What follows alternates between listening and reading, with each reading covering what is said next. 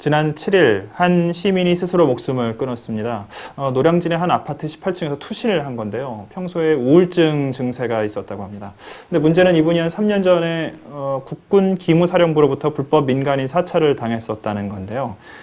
유족들은 이 국가의 불법적인 사찰이 이분을 죽음으로 모은 직접적 원인이다 이렇게 얘기를 하고 있습니다.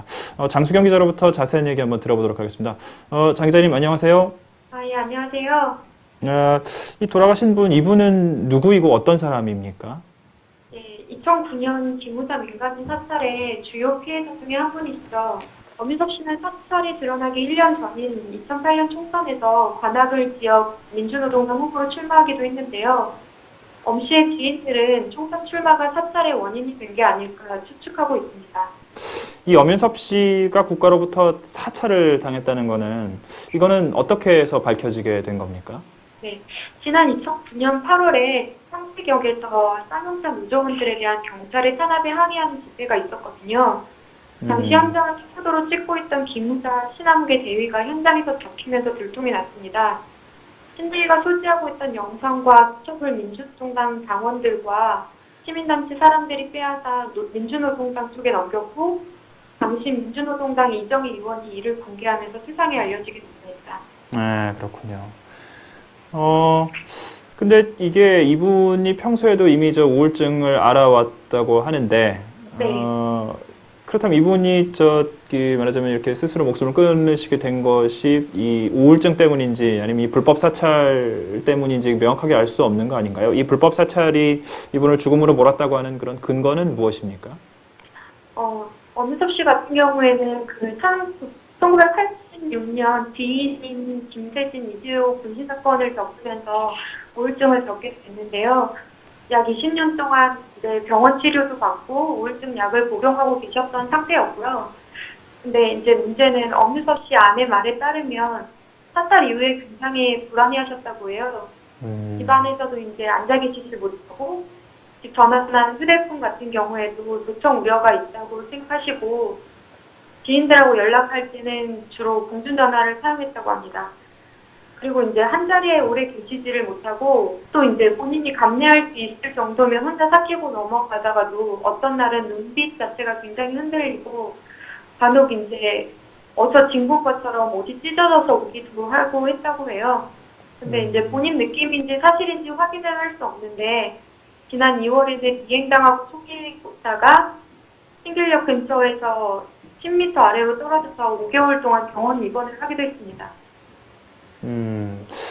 그러니까 지금 말씀하셨던 그런저런 증세들이 3년 전 이 불법 사찰을 당했다는 게 밝혀지고 나서 그 다음부터 이제 굉장히 그런 증세들이 나오면서 굉장히 심해졌다 이런 말씀이시죠? 그리고 당시 이제 그 사고 당시에 엄윤섭 씨가 휴대폰을 사용하지 않던 상태였기 때문에 경찰이 주민등록증에 적힌 주소로 직접 와서 사고 사실을 알렸다고 해요. 사고 이후에 아내가 엄윤섭 씨의 휴대폰을 확인해 보니까 가족들을 제외한 지인들 번호는 모두 삭제돼 있는 상태였고요. 본인 때문에 주변인들한테 피해가 갈까봐 항상 노심초사하고 미행과 감시에 대한 두려움을 떨치지 못하셨던 거죠.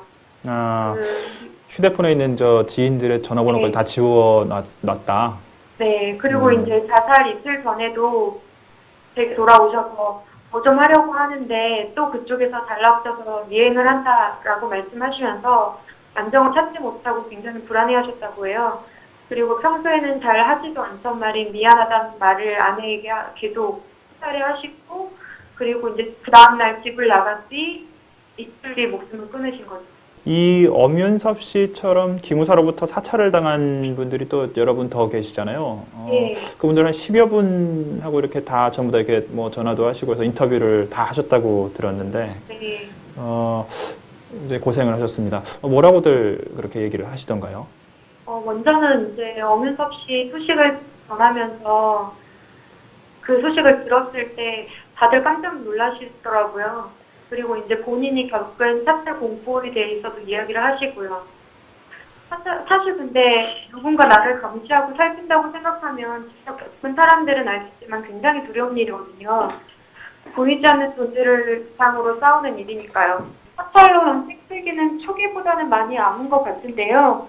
당시의 충격은 잊지 않으신 상태이고요. 당시 차량과 이제 유사한 차만 봐도 한 번씩 살핀다는 거죠. 사찰했던 차량과 비슷한 차만 봐도요. 또 여전히 사찰이 진행형일 수도 있기 때문에 자신들의 행동을 검열하시고요. 어떤 분 같은 경우에는 이제 초등학생인 아들이 아빠 집 앞에 수상한 차 있으니까 들어올 때 조심히 들어와 이런 전화를 수시로 했다고도 해요. 초등학생인 자녀가 부모를 걱정하는데 그 아버지 마음이 어떻겠습니까? 네. 그리고 사찰 피해자들은 정부가 인정하고 해명하고 또 사과했다면 엄 씨가 그렇게 불안에 떨면서 살지도 않았을 테고 극단적인 선택을 하지도 않았을 거라고 입을 모읍니다. 아, 그렇군요. 이 엄윤섭 씨, 물론 이제 그러니까 그렇죠. 본인도 본인이고 이제 주변 사람들까지 다 뭐 네. 촬영을 당하고 있거나 뭐 이런 거에 고통이 본인도 본인이지만 주변 사람들한테 피해를 본인 때문에 끼친다 또 이런 생각을 할 수 네. 있을 것 같은데 엄윤섭 씨도 뭐 그렇게 뭐 얘기가 있었다 그러지 않았나요? 그 따님들이 뭐 찍혔을 수도 있다 뭐 이런 얘기였었던 것 같은데. 아, 사장님 그 영상 자체에 딸들이 찍힌 건 아니고요. 네. 이제 아내 일상이 찍혔는데 이제 엄윤섭 씨가 촬영된 곳이 엄윤섭 씨가 일하는 공방이었어요. 근데 이제 그 공방에 딸들도 자주 왔다 갔다 하니까 그 영상에는 찍히지 않았지만 딸들도 그 영상이 아닌 만약에 다른 영상이 있다면 그 영상이 찍힐 수도 있으니까 그 공포가 이제 상당하셨던 거죠. 네, 그렇군요. 이분들이 지금 국가를 상대로 해서 소송을 진행 중인 걸로 알고 있는데, 예. 이게 지금 굉장히 큰 범죄인 것 같은데, 이거 어떤 사람이 이거 책임져야 됩니까? 이거 사찰한 그 신남국의 대위, 그 사람 사찰한 요원도 있을 것이고, 그 위에서 네. 이제 뭐 말하자면 상관들, 당시에 이제 기무 사령관, 또는 뭐 그보다 어떻게 보면 또 더 윗선일 수도 있겠고, 누구 좀 책임진 사람이 있습니까? 이거 누가 책임을 져야 됩니까? 제가 보기에는 그 정부뿐만 아니라 지금 기무사 사령관이었던 김종태 씨가 지금 새누리당 국회의원으로 됐거든요. 총선에서요. 그 김종태 씨를 총선에서 공천한 박근혜 새누리 전 비대위원장도 이에 대해서 어떤 해명이 필요하지 않을까 싶습니다. 지금 정부와 기무사는 지금까지도 민간인 사찰의 불법성을 인정하지 않고 있거든요. 적법한 정권 수집 활동이었다는 그런 거죠. 1, 2심 법원 모두 정부의 위법 행위를 인정하고 손해배상 판결을 했지만 정부가 이에 불복해서 지금 현재 대법원에 계속 중인 상태인데 지금 신대위의 개인 행동이었다고 주장하는데 지휘체계가 분명한 기무사에서 개인적 행동을 했다는 건 말이 안 되고 당시 책임자였던 김종태 기무사 사령관 이분들도 이제 충분한 해명이 필요할까 생각합니다. 이 돌아가신 분의 가족들은 어떻게 직접 만나셨습니까? 아니면 통화를 하셨습니까? 이제 전화 통화를 했는데 사실 직접 겪지 않고서는 남의 고통을 가늠하기가 쉽지가 않잖아요. 그렇죠.